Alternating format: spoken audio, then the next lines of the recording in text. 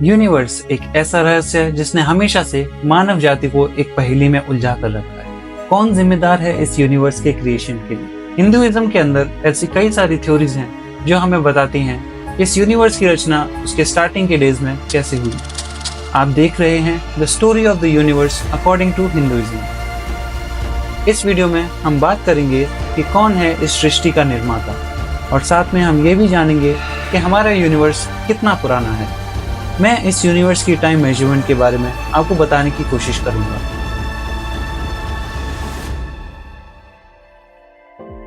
Hinduism के मुताबिक हमारा यूनिवर्स एक सिंगल एंटिटी नहीं है। हमारे जैसे कई यूनिवर्स हर टाइम बनते और बिगड़ते रहते हैं। दूसरे शब्दों में बोला जाए तो हम एक ऐसे यूनिवर्स में रहते हैं जो खुद एक मल्टीवर्स से बिलोंग करता है। यानी हमारा यूनिवर्स भी अल्टीमेटली खत्म हो जाएगा, बट हमारे जैसे कई सारे यूनिवर्स मल्टीवर्सेस में चलते रहेंगे। हिंदुइज्म के मुताबिक भगवान विष्णु को इस मल्टीवर्स से पर्सोनिफाई किया जाता है। भगवान विष्णु द्वारा यूनिवर्स की रचना। कहा जाता है कि विश्व की रचना से पहले श्री विष्णु एक कॉस्मिक ओशन यानी एक आकाश समुद्र पर सो रहे थे। उनका बिस्तर एक विशाल सांप है जिसके हजारों फन हैं, जिसको हम शेषनाग के नाम से भी जानते हैं। शेषनाग यानी जिसका कोई अंत नहीं।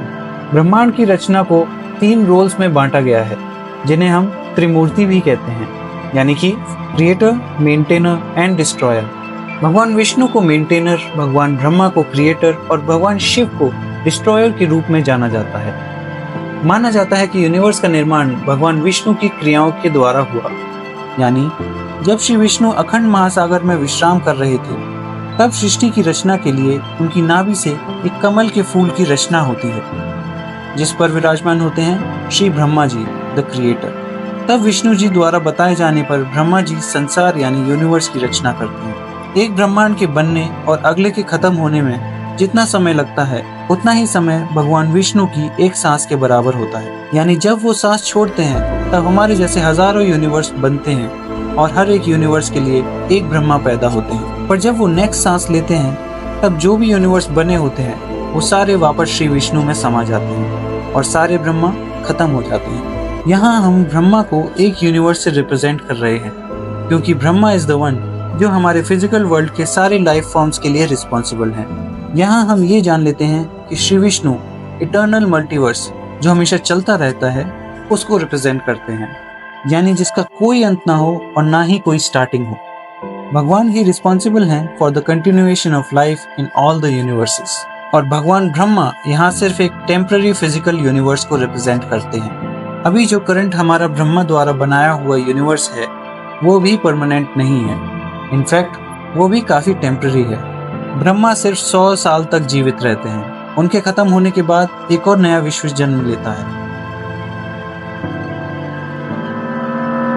चलिए अब हिंदुइज्म के अनुसार टाइम मेजरमेंट की बात कर लेते हैं। Life of Brahma. ब्रह्मा की एज 100 साल होती है और उनके हर साल में 360 दिन होते हैं। हम अभी करंटली उनके 51st ईयर के फर्स्ट डे पर हैं। उनके पूरे एक दिन में दिन और रात होती है। दिन के समय ब्रह्मा सारी लाइफ फॉर्म्स को क्रिएट करते हैं और रात में जो भी लाइफ फॉर्म्स उन्होंने क्रिएट की होती हैं वो वापस अपने अंदर समा लेते हैं। यानी कि हम उनके एक दिन में ही खत्म हो जाएंगे, जो कि उनका 51st ईयर का पहला दिन है। पर आप परेशान मत होइए, लेट मी प्रॉमिस यू कि उनका ये एक दिन काफी लंबा है। अब चलिए बात कर लेते हैं टाइम मेजरमेंट की यूनिट के बारे में। अब मैंने आपको यहाँ हिंदुइज्म के मुताबिक टाइम की यूनिट्स को छोटे से लेकर सबसे बड़ी यूनिट तक के बारे में बताया है, और आगे मैंने इस वीडियो में हिंदुइज्म के मुताबिक करंट यूनिवर्स यानी ब्रह्मा की एज के बारे में भी बताया है। युग, लार्ज यूनिट्स ऑफ टाइम। युग को अगर हम कैलकुलेट करें तो उनका मेजरमेंट 1000 से मिलियन ईयर्स के बीच में होता है। विष्णु पुराण जो कि एक एंशिएंट हिंदू टेक्स्ट है, उसमें युगों की मेजरमेंट की डिटेल्स दी गई हैं। महायुग, एक महायुग के अंदर 4 युग आते हैं, सत्ययुग, त्रेता युग, द्वापर युग और कलयुग, जो कि 4:3:2:1 के रेशियो में डिस्ट्रीब्यूटेड रहते हैं। इन चारों युगों में से सबसे छोटा होता है कलयुग, जो कि सिर्फ 4,32,000 सोलर ईयर्स का होता है। उसके बाद द्वापर युग आता है जो कि 8,64,000 सोलर ईयर्स का होता है।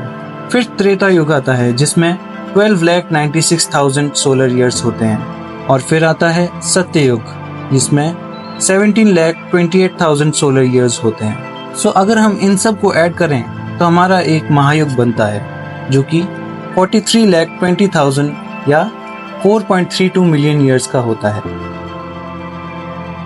अब जो अगली बड़ी यूनिट ऑफ टाइम महायुग के बाद है वो होती है मनवंतर। मनवंतर के स्टार्टिंग में नए लाइफ फॉर्म्स क्रिएट होते हैं और उसके खत्म होते होते ऑलमोस्ट सारे लाइफ फॉर्म्स डिस्ट्रॉय भी हो जाते हैं।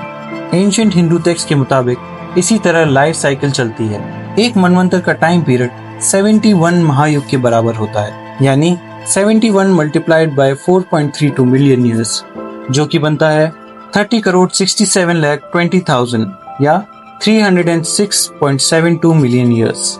सो हमारे एंशिएंट टेक्स्ट के मुताबिक जितनी भी जनजातियां हैं पूरे अर्थ पर, वो इवेंचुअली 306.72 मिलियन साल के एवोल्यूशन के बाद डिस्ट्रॉय हो जाएंगी। और क्या आपको पता है जो लास्ट अर्थ का मास एक्सटिंक्शन पीरियड था वो अराउंड 252 मिलियन ईयर्स पहले हुआ था, जिसमें nearly 90 to 96% of all insects मारे गए थे। इस मास एक्सटिंक्शन के बाद एक पीरियड आता है, पीरियड ऑफ रिकवरी, जिसे हम संधि काल कहते हैं, जिसका टाइम पीरियड एक सत्ययुग के बराबर होता है, यानी कि 17,28,000 यानी 1.728 मिलियन ईयर्स।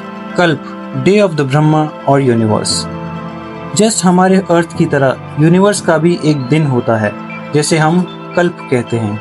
इस कल्प का समय 14 मनवंतर और उनके संधि काल के बराबर होता है। इसका मतलब एक कल्प में 14 मनवंतर और 15 संधि काल आते हैं।